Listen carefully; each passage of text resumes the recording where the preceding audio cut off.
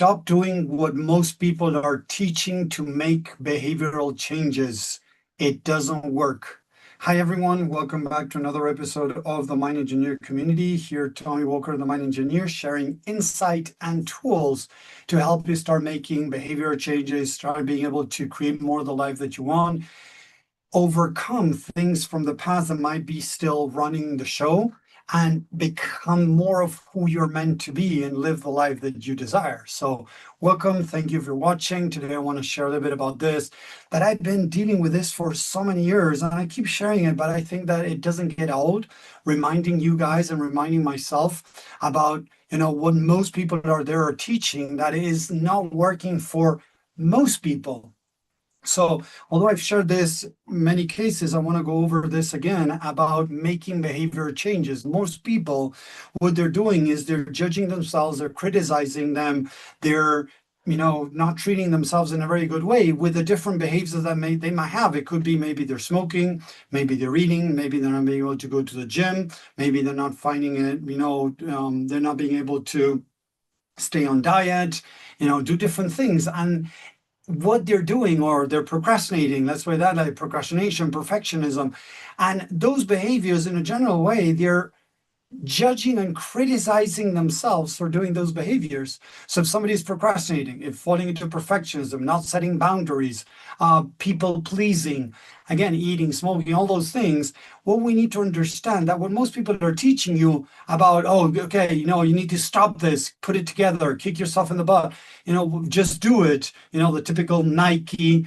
advertising, just do it, is not aligned correctly with what we truly need to do. If we really understand how the mind works, we would understand that that is not the best way to go, although it has been taught to us our entire life. Just go do it. Stop moaning, stop complaining, just get out of your bed and do your bed and start the day like that, right? And so many people are trying, but they're not being able to make changes. And as I say always, I've been studying the mind for over 16 years. I have calculating, because I have been documenting the amount of hours I've done coaching. I have more than 6,000 hours of coaching people one-on-one mostly. And it's amazing because most people are struggling. They're trying to get changes in their life, change behaviors, create new behaviors. And although there's so many books, so many names out there talking about this, most people are still struggling. So what is really going on? That most people don't really understand how the mind works.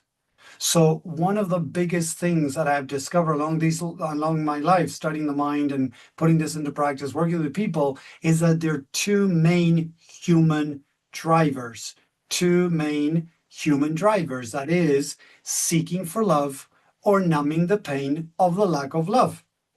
So Tony Robbins talks about this as pain or pleasure. I go a little bit deeper in that I believe that everybody is looking for love or numbing the pain of the lack of love.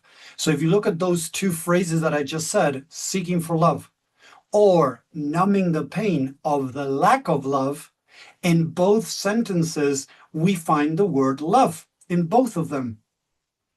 So if you have a behavior, and I've studied this in psychology a lot, the adaptation mechanisms that we create when we are struggling with something, those are adaptation mechanisms. And we also can talk about protective mechanisms. So if somebody's falling into people pleasing, not setting boundaries and things like that, it just means that they're protecting themselves from something deeper. And if we tied that up with there's two main human drivers, seeking for love or numbing the pain of the lack of love, if we look at people pleasing is seeking for love. Because if I please people, I might feel love and accepted. But then you come in trying to stop the people pleasing and treating yourself like crap to stop people pleasing. Oh, I need to stop people pleasing. Why am I doing this? I need to stop this. It's really hurting me. Is this taking me nowhere? Whatever. And they start beating themselves up for people pleasing. When they beat themselves up for people pleasing, what they're doing is creating more pain. When you create more pain, you're going to get more of what you don't want, because you're going to trigger one of those two human drivers, that is seeking for love or numbing the pain of the lack of love. So as you're rejecting yourself with that behavior, people pleasing, You're going to reinforce it. You're going to look for more people pleasing on the outside because that's the way you found to maybe find love and acceptance on the outside. So if you keep beating yourself up for any type of behavior that you might have, and I always do this example, when people try to control to let go, somebody's not being able to let go and they try to control not letting go. So now they try to control the controller. They're reinforcing the control. The same way if, I want to stop controlling others or letting go, when I try to stop not letting go, or try to control letting go, or try to control, stop controlling others, or whatever that is, variation that you might think of, the more you beat yourself up, the more you treat yourself like crap, what you're going to do is you're going to create more of the same behavior. You're going to create more of the same behavior that you're trying to get rid of. So instead of beating yourself up, instead of judging yourself for that behavior, the first step is to start loving and accepting the part of you that has learned that behavior to try to survive. The part of you doing that behavior, people pleasing, procrastination, perfectionism, drinking, smoking, eating, whatever that is, not going to the gym. The other day I was working with a woman that she find it very hard to go to the gym. Although she had been paying for the last 6 months, she wasn't being able to go to the gym. So this is a very specific story. This doesn't work for everyone, but look at this. When we started diving deeper into her mind, what was really going on is that the gym that she wanted to go was the same gym she went when she was a little girl. And when she was around, I don't remember exactly, it was 10, 12 years old, she was in the swimming team. And one day, as she couldn't meet the times required to stay in the team to keep competing, instead of the trainer, the coach telling her, oh, you know what, I'm sorry, but next time you're not going to be able to compete or whatever, handling in a very loving way, he started screaming at her that she was useless, that she was not good enough, that she needed to leave this place right away because she was a disgrace for the team. And this guy belittled this woman. This was many years ago, but it was the same gym because she was living in another house very close to that gym in the area that she was brought up. And she wasn't being able to go to that gym because that gym represented one of the worst moments in her childhood where somebody treated her like a piece of crap. So for her mind, going back to the gym meant remembering what had happened to her in that gym, and that was unresolved. So as we started working on resolving that and reprogramming, on healing that event from the past, she was finally able, not by kicking herself in the butt, to start going to the gym and feel much more motivated. And she ended up going to the gym, and she's still going to the gym.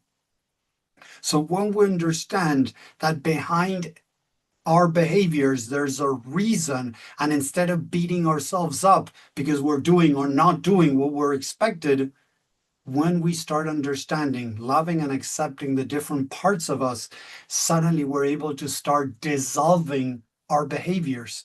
Suddenly she started loving and accepting herself. She was able to deal with that event in a very different way because, again, we did a lot of healing and reprogramming. Suddenly she was able to go back to that gym where she had lived this horrific, moment as a little girl. As she healed and reprogrammed, she felt safe to go back to this place. But imagine, listen to this. Before working together, I asked her, how did she feel about herself that she wasn't being able to go to the gym? And she started belittling herself, saying really nasty things about herself, telling me I'm so stupid. I've been paying the gym for 6 months. I don't get why I'm doing this. It's so silly. I should be able to go there. And she was beating herself up. So that was reinforcing the beating up of her coach, of the swimming coach that she had. So she was reinforcing what she was trying to change. It's so amazing because seriously, guys, most people don't understand how the mind works. That's why they try all these hacks, these different weird things, pushing themselves, whatever, to try to make changes. But actually, the mind is trying to protect you. The mind is not trying to screw your life. Your mind is trying to protect her. Remember, in this case, this woman, right? She had a lot of pain associated with that club, that, place, because of what had happened to her. And another thing that is important to remember, the same centers that measure physical pain, when they have done studies with MRIs with people, relieving emotional pain, the same centers lit up. So they have proven that the centers in the brain that can, feel physical pain can also feel emotional pain. So if I tell you that I'm going to invite you to come to my home to have dinner, but before you come into my house, I'm going to punch you really hard in your face. You're going to be like, oh, Tommy, let's do a rain check with that. I don't know if I'm going to be able to make it. You're not going to want to come to my house if you think that I'm going to punch you in your face, right? As hard as I can. You're not going to want to. And this is so important to understand.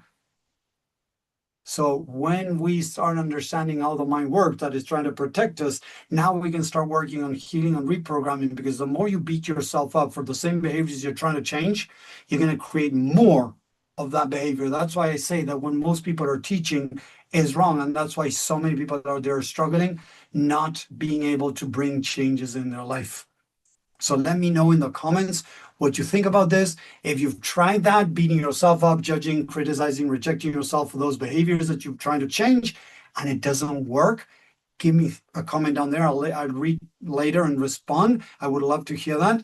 And I hope this makes sense, that you can start practicing loving and accepting the part of you that created that behavior as a protective mechanism. Because through that, that's the first step. And there's more steps we're going to talk more about later, but there's more steps to be able to start healing and reprogramming. So I hope it's making sense. I hope this helps. I hope you enjoyed this. Let me know in the comments again. If you like this, subscribe, learn more about how the mind works and how to start making changes. So thank you very much, and I'll